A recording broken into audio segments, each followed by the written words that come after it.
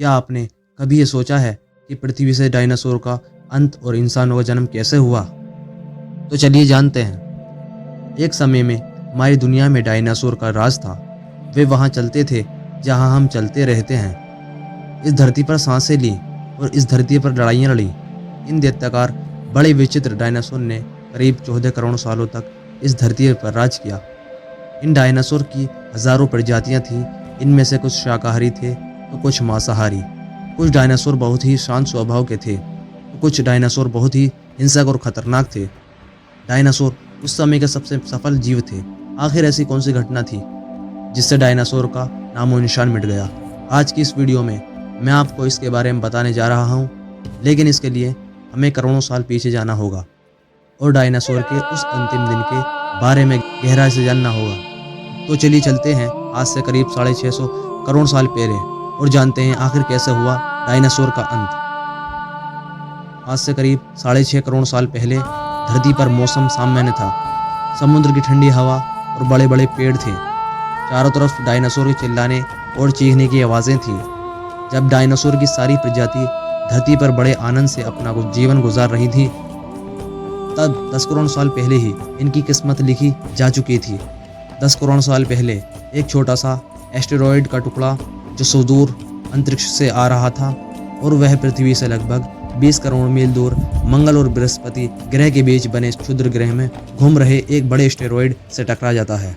इस टकराव से उस बड़े एस्टेरॉयड की दिशा बदल जाती है और वह क्षुद्र ग्रह से निकलकर सीधे पृथ्वी की ओर 22,000 मील पर घंटे की स्पीड से बढ़ने लगता है। जब यह एस्टेरॉयड पृथ्वी से 3,84,000 किलोमीटर की दूरी पर था, तब धरती से शायद डायनासोर का अंत न होता यदि यह एस्टेरॉयड पृथ्वी के उपग्रह चांद से टकराता।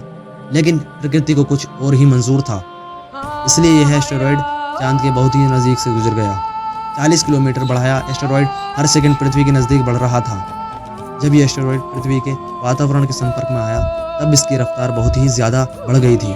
उस वक्त इसकी रफ्तार करीब 70,000 किलोमीटर पर घंटा की हो गई थी। पृथ्वी के वातावरण में घुसते ही घर्षण के कारण एक भयानक आग के गोले में वो एस्टेरॉयड बदल गया। इसकी रफ्तार इतनी ज़्यादा थी कि सिर्फ 4 मिनट में अटलांटिक महासागर को पार कर लिया। कुछ ही क्षण में यह एस्टेरॉयड मैक्सिको की खाड़ी के पास ज़मीन से टकराता है और लगभग 35,000 डिग्री सेंटीग्रेड की ऊर्जा वाला एक भयानक विस्फोट होता है। इस टकराव का विस्फोट लगभग 10 हाइड्रोजन बम के विस्फोट के बराबर था। यह विस्फोट इतना शक्तिशाली था, इसके टकराते ही धरती की लाखों टन धातु अंतरिक्ष में चली गई। टकराव वाली जगह पर करीब 180 किलोमीटर चौड़ा और 20 किलोमीटर गहरा गड्ढा पड़ गया था। 16 मिनट 40 सेकंड बाद इस टकराव की वजह से धरती के अंदर चारों तरफ बहुत ही बड़े भूकंप आने लगे।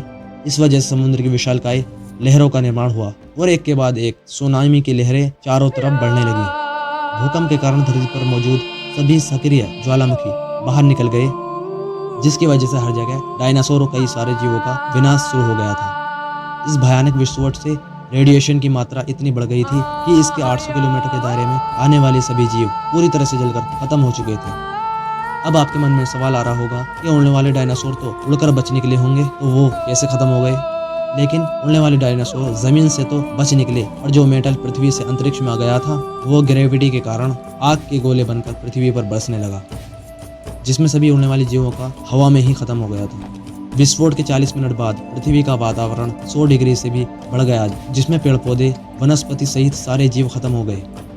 विस्फोट के 90 मिनट बाद तापमान 200 डिग्री के ऊपर चला गया था, जिसकी वजह से जो डायनासोर या अन्य जीव विस्फोट के इलाके से हजारों मील दूर थे, वो भी इस गर्मी से बच नहीं पाए। इस महाप्रलय से धरती पर से कुल 90% प्रजाति लुप्त हो गई और जो 10% जीव बच गए थे, उनमें से भी सिर्फ वे जीव जिंदा रह सके जिनका वजन 25 किलोग्राम से कम था। इसका कारण ये था कि इस महाप्रलय की वजह से धरती पर सभी मात्रा में वनस्पति और जीव नष्ट हो चुके थे, जिनकी वजह से ये बड़े जानवर अपना पेट नहीं भर सकते थे और डायनासोर का काल खत्म हो गया था।